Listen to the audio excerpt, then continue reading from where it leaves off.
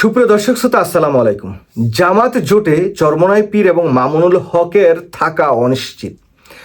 আমার দেশ পত্রিকায় এরকমই একটি সংবাদ প্রকাশিত হয়েছে। এই সংবাদটিতে আমরা দেখি তারা লিখছেন যে জামাত ইসলামের সঙ্গে চরমনাই পীর সৈয়দ মুহাম্মদ রেজাউল করিমের ইসলামী আন্দোলন বাংলাদেশ এবং আল্লামা মামুনুল হকের বাংলাদেশ খেলাফতে মজলিস নির্বাচনে আসন সমঝোতায় থাকবে কিনা তা নিয়ে অনিশ্চয়তা দেখা দিয়েছে। ধরুন, এই যে দুইটা ইসলামিক দল এখন হেফাজতে ইসলামের সাথেই প্রধানত পরিচিত ছিল মামুনুল হকের, এবং এই যে সৈয়দ মুহাম্মদ রেজাউল করিম ইসলামী আন্দোলন, হাত পাখা তাদের বাতাস টাতাস খাইতে লাগে আর কি।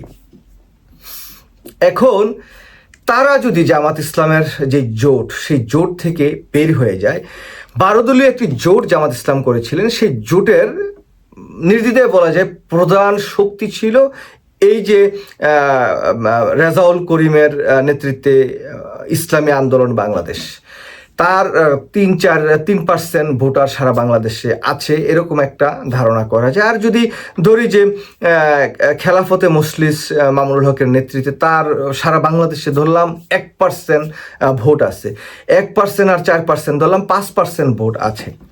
জোটবদ্ধভাবে নির্বাচনে যদি বিএনপিকে হারাতে হয় তাহলে এই 4% ভোট একটা বড় ফ্যাক্টর তৈরি করতে হয়তো এই জোটটিতে।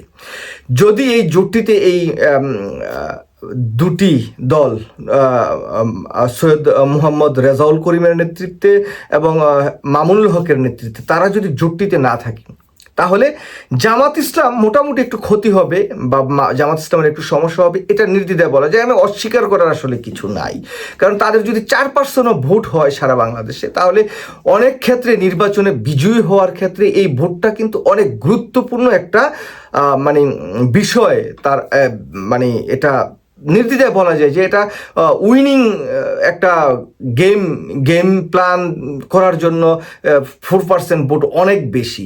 তো এই জায়গায় যদি 4% ভোট না থাকে, তাহলে জামাত ইসলাম হয়তো অনেকগুলো আসনে বিএনপির কাছে পরাজিত হতে পারে। এখন আমি এই যে এতক্ষণ বললাম যে জামাত ইসলামের হয়তো অনেক সমস্যা হবে বা অনেক প্রার্থী এই 4% ভোট পেলে নির্দ্বিধায় বিজয় হয়ে যেতে পারে, বিএনপির সাথে একটা চরম ফাইট হয়ে যাবে।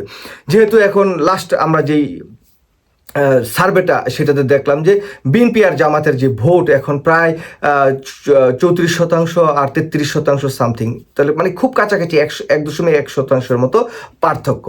এখন আসি এই যে চরমনাইয়ের পীর সাহেবের যে দল এবং মামুনুল হকের যে দল, এই দল দুটা তাদের 4% ভোট এর আগেই বললাম, এই 4% ভোট নিয়ে সারা বাংলাদেশে কয়টা আসন থেকে তারা বিজয়ী হবে? ধরলাম যে মামুনুল হকের একটা আসন, সেই আসনে তার খুব জনসমর্থন, তার যে জায়গায় মসজিদ মাদ্রাসা আছে, খুব তার বলয়ের অনেক লোকজন আছে, সেই জায়গায় হয়তো তিনি একটা আসনে নির্বাচন করে বিজয়ী হয়ে আসতে পারেন। আর অন্যদিকে চরমনাইয়ের পীরে ধরলাম যে 2টা জায়গায় বা 3টা জায়গায় তিনি নির্বাচন করে হয়তো বিজয়ী হয়ে আসতে পারেন, 3টা বা 4টা ধরলাম, এর বেশি তো তিনি নির্বাচনী হয়ে বিজয়ী হয়ে আসার সম্ভাবনা নাই, কারণ তার ওই 4% ভোট, ওই যে 2টা বা 3টা কনস্টিটিউশন আছে, ওই জায়গায় কিন্তু তার ভোটগুলো প্রধানত তার ভোট ব্যাংক। এখন এই যে তারা জামাতের সাথে যে একটা দাম্ভিকতা দেখাচ্ছে, ভাবসাব দেখাচ্ছে, আমাদের 40টা আসন হবে না, আমার 100 আসন লাগবে, যেই দলটির সারা বাংলাদেশে ভোট আছে মাত্র 4%, তাহলে সে যদি 100 আসন তাকে দিয়ে দেওয়া হয়, জামাতের ভোট ছাড়া তো তার কোনো ভোটই নেই ধরা যায়। তার তো ভোট আছে হচ্ছে 4টা নির্বাচনী আসন, এই 4টা আসনে তার ভোট আছে ধরেন 50% বা 60%, এই 4টা আসনে ধরলাম। এই 4টার বাইরে গিয়ে তার কি ভোট আছে? হয়তো ওই জায়গায় 0.05% বা 0.01%।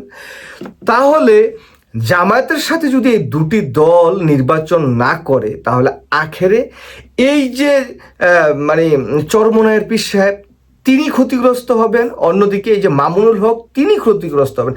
বরঞ্চ আমি দেখছি যদি তাদের এই আসনগুলোতে যদি জামাত ইসলামের ক্যান্ডিডেট থাকে, তাহলে এই চরমনাইয়ের পীর সাহেব এবং মামুনুল হক তারা দুইজন বা তাদের কোনো ক্যান্ডিডেট আদৌ এই নির্বাচনটিতে পাশ করে আসা দুরূহ একটি ব্যাপার হবে। কারণ বাংলাদেশ জাতীয়তাবাদী দল বিএনপির একটা কোর সমর্থক গোষ্ঠী আছে, জামাত ইসলামের একটা কোর সমর্থক গোষ্ঠী আছে, তার সাথে যুক্ত হবে এনসিপির কিছু ভোট, তার সাথে যুক্ত হবে আওয়ামী লীগের করোনার কিছু ভোট।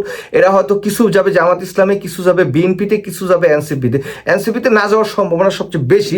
তারপরে ভাবলাম যে কিছু পার্সেন্ট যাক, তাইলে এই যে মানে চরমোনাই পীর সাহেব এবং মামুনুল হক সাহেবের খেলাফতে মজলিস, তারা কি আদৌ একটি আসনে বিজয়ী হতে পারবেন? আমার কেন জানি মনে হয় না। বরঞ্চ তারা যদি এই জামাতের জোটের সাথ থেকে বের হয়ে যায়, তাহলে তাদের রাজনীতি এখানেই শেষ। ঠিক আছে, নির্বাচন এত সোজা গেম না, সোজা খেলা না। জামাত আজকে 50, 60, 70 বছর যাবত রাজনীতিটা করছে, তাদের একটা রাজনীতির ভিত্তি আছে। সেই ভিত্তির জায়গায় এই মানে চরমোনাই পীর সাহেব হয়তো তার কিছু বক্ত মুরিদান আছে, কয়েকটা জায়গায় আগে বলেছি, সেই জায়গায় হয়তো তিনি পাশ করে আসতে পারেন। তবে আমি যেটা বলবো যে আখেরে তাদের কোনো লাভ হবে না। যাই হোক, সুপ্রিয় দর্শক শ্রোতা, যদ্দূর খবর দেখছিলাম যে জামাত ইসলাম হয়তো আজকে দুপুর 2টার দিকে একটি সাংবাদিক সম্মেলন করে কার আসর কয়টা, কি লেনদেন বিষয় আসক হয়তো মোটামুটি চূড়ান্ত হয়ে গেছে, এই বিষয়টি তারা পাবলিক করবেন। কিন্তু এখন আবার সংবাদে আমরা দেখছি যে জামাত ইসলাম তাদের যেই দুপুর 2টায় যে সাংবাদিক সম্মেলন, সেটা অলরেডি বাদ দিয়েছেন। তারা হয়তো আরও দেন দরবার করবেন, আরও আলোচনা করবেন।